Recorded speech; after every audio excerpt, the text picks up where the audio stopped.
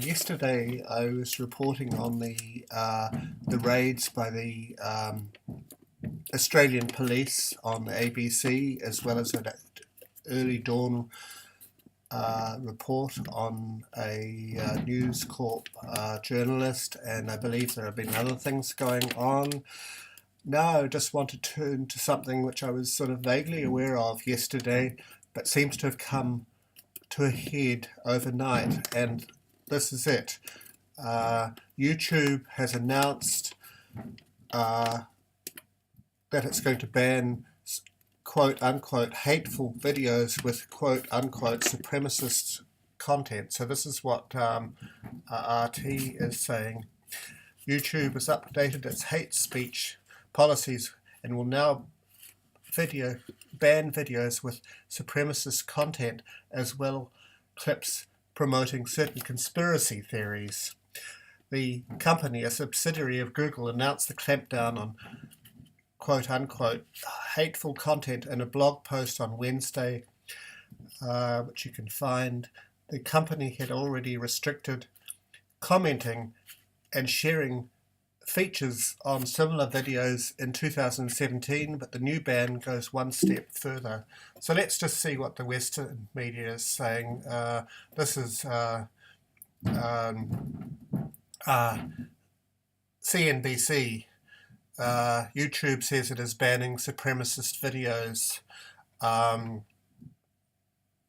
and this is basically the text. Google-owned YouTube said on Wednesday that it would begin removing videos that contain supremacist content. In a blog post, the company said, "Today, we're taking another step in our hate speech policy by specifically prohibiting videos alleging that a group is superior in order to justify discrimination, segregation, or exclusion based on qualities like age, gender, race, caste, religion, sexual orientation, or veteran status." I'm not sure that I've seen too many of those types of videos, not the ones that I look at.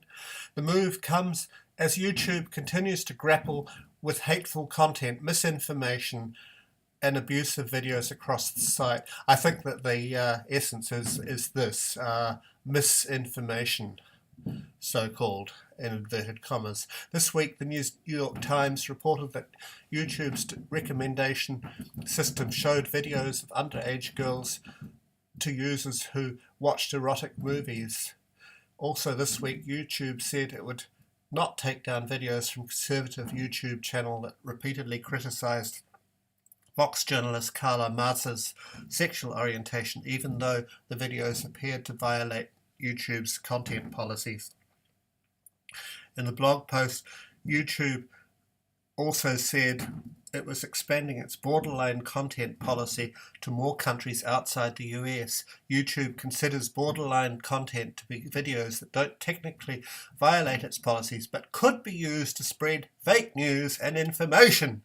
YouTube said it limits the spread of these videos by reducing how often they're recommended to users. Well, that's the public kind of thing, but what has actually happened, I think it'll become clear, is basically they've had a night of the long knives overnight, and they've demonetized a whole raft of YouTubers who well, some of them may be their so-called borderline content, but their borderline content seems to include people like We Are Change, Luke Rudkowski, and Blackstone Intelligence. So, and they don't fall into any of these categories.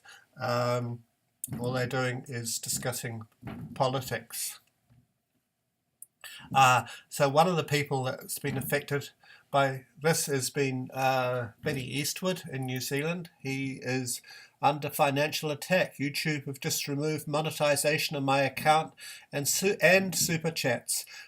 This is right in the middle of his holiday, and he's still recovering from his massive Christchurch coverage.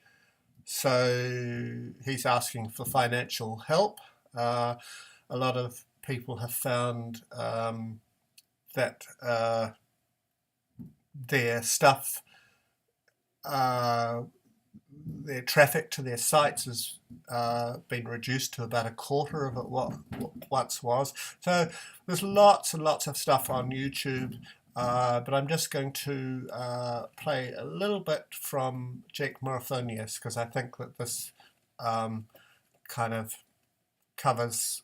I'll just play about a minute from here. Driving, and I had just learned about the demonetization that was going on. A lot of channels hit.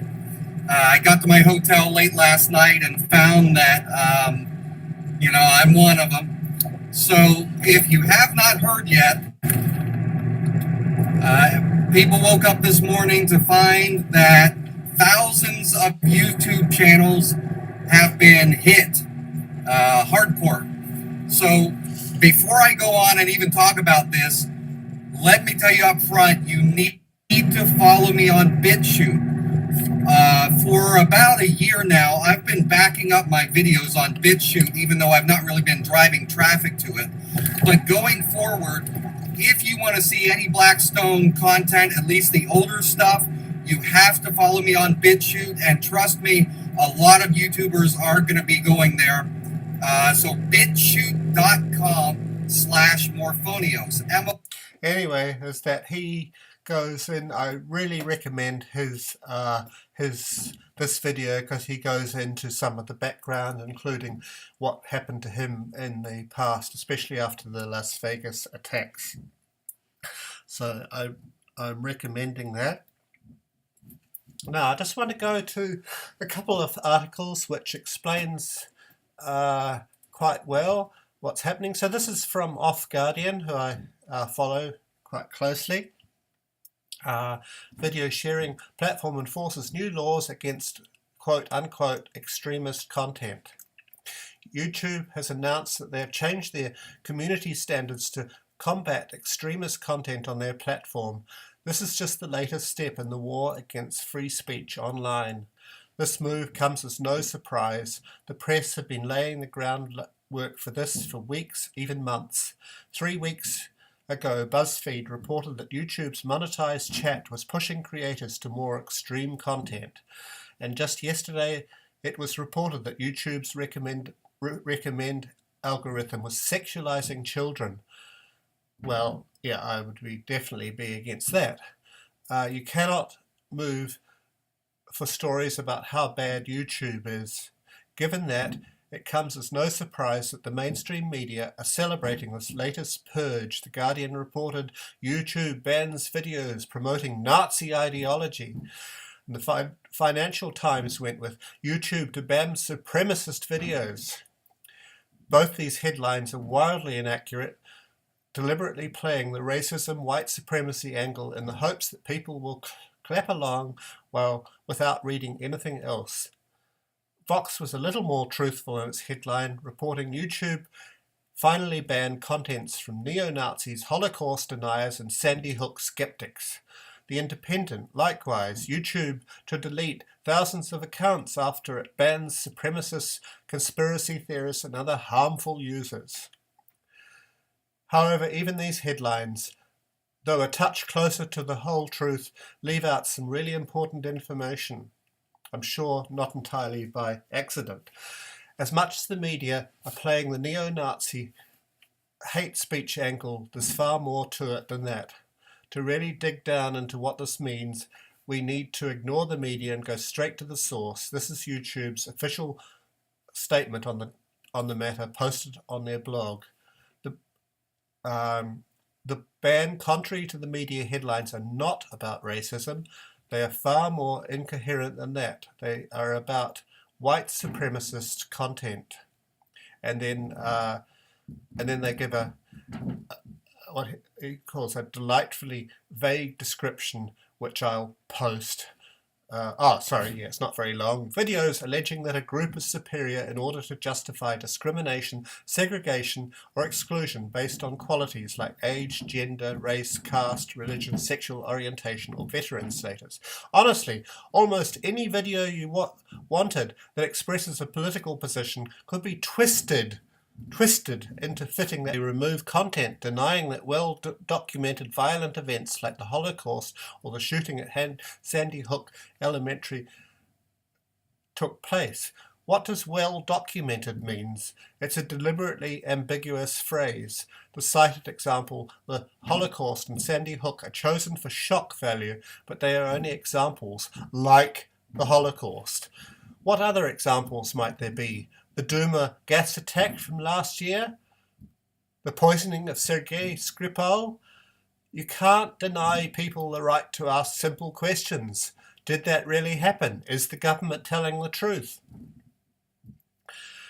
These are basic questions of journalism. You can't simply pass history off as well documented and put it beyond question. Don't let them cite the Holocaust as an example to bully you into silence.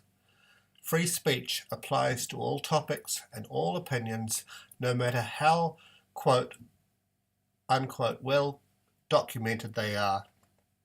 In an increasingly fake world where government actions are routinely narrative-based rather than reality-based, outlawing the ability to simply say, that didn't happen, you made it up, is incredibly powerful.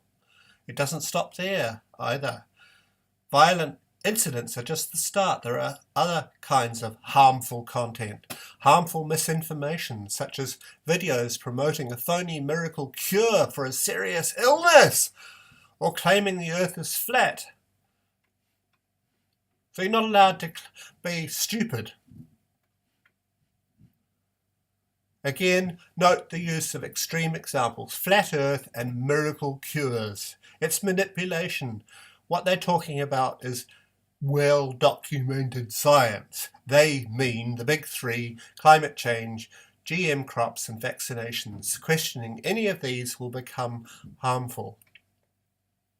People will say, obviously, and questioning climate change, I would say that boils down to questioning the kind of UN fourth industrial revolution meme, not climate change itself, because I mean they lie about climate change constantly. People will say, obviously people shouldn't be allowed to question vaccination, but they're wrong. People must be allowed to question everything. I couldn't agree more. That's what free speech means. Imagine this was 70 years ago. Corporate consensus then was that smoking was good for you. Studies saying otherwise would have been described as harmful misinformation that was shaking public confidence in our industry. Whether censoring lies or censoring truth, censorship serves the same agenda, protecting authority. What is harmful content? Harmful content is anything that attacks the well-documented official consensus. For that matter, what is hate speech? The phrase is used half a dozen times in the statement, but it can mean all sorts of things. Critics giving bad reviews to Star Wars, The Last Jedi, or the Ghostbusters remake were described as misogynist just because the main characters were women. While poorly reviewing films with a female or an ethnic minority main character be free hate speech too. And it's a very, very good article, and I recommend that you go there, and I'm going to post it on my blog once I'm able to post there, which at the moment I'm not. And the last thing I'm going to show is this another article by someone, Sparta Report, I don't know who they are, on the YouTube launches the Vox Adpocalypse. So Vox media journalist Carlo Mazza began an effort to get conservative comedian Steven Crowder banned from YouTube. Carlo Mazza produces strike-through for Vox and evidently has gotten tired of Crowder just fact-checking the show. I mean, he's not my cup of tea, but getting someone banned because you don't like what they're saying, yeah, well, I mean, that's quite pathetic, and I think this guy is just being used as the excuse. So I'm not going to go through this article. I'm going to leave it to you to read for yourself. I'll leave the link in the description box below. Okay. Yeah, I can't really add anything to that that Off Guardian article, so I won't even try. And so I'll just leave it at that. I'm sure there's going to be more coming on this. So that's me from Seymour Rocks, down under.